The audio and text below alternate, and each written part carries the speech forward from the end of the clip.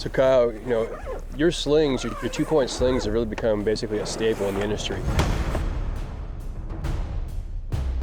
And we have a lot of new buyers out there, first-time rifle buyers, and they're wondering, and they're calling us saying, hey, how do we attach this? Because they're obviously finding out about the sling, but they haven't had enough experience yet to really know the best way to attach it. So would you mind walking us through kind of what you look for and how you attach it and how you run the sling?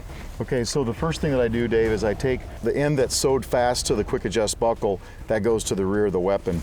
Now these are made especially long, so if you want to put it on a shotgun, you're able to do that.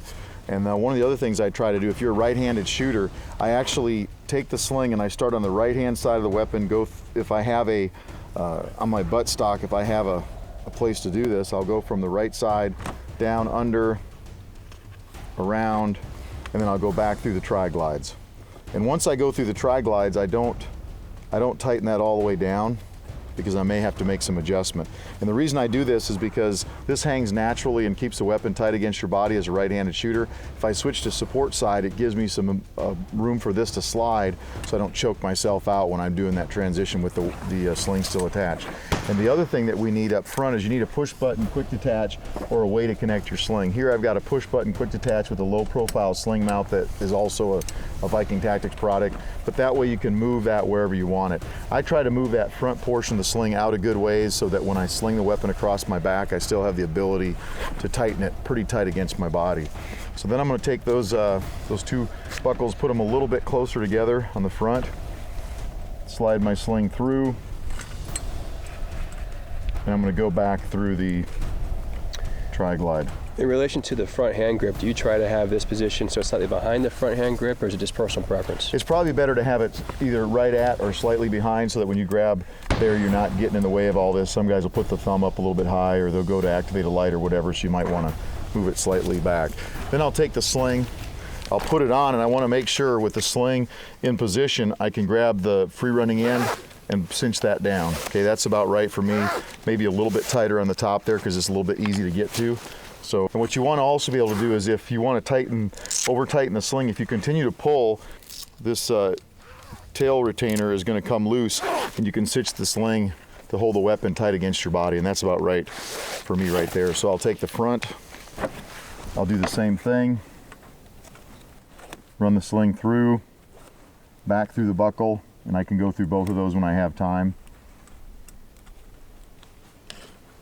And at that point, the front is good to go, the rear is good to go, and your sling is attached.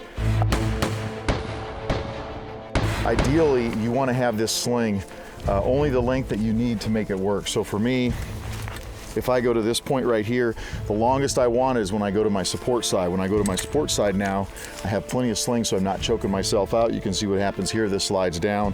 When I go back to my strong side, it pulls that back up to where it's going to go. If you have push button quick detaches back here, quick detach swivels, I would put that on the opposite side away from your body to help keep the weapon tight against your body. I prefer to run it around the top like that, but if you want the quick detach capability to go from gun to gun, you can do that. Sure. Or for my purpose, I just get another sling.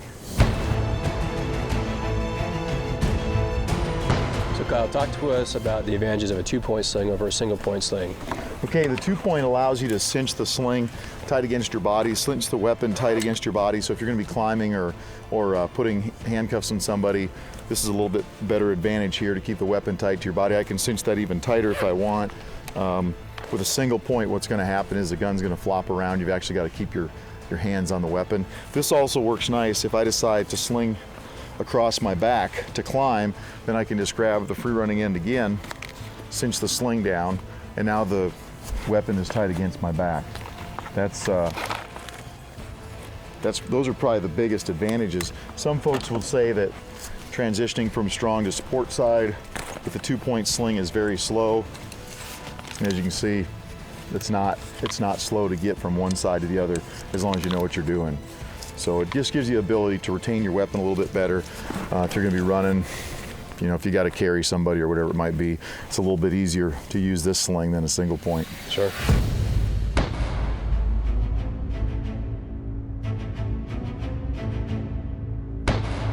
Dave, I'll tell you the best way to get the feel for these slings though is actually to go on the range and use them. So why don't we head down range and try them out? Cool.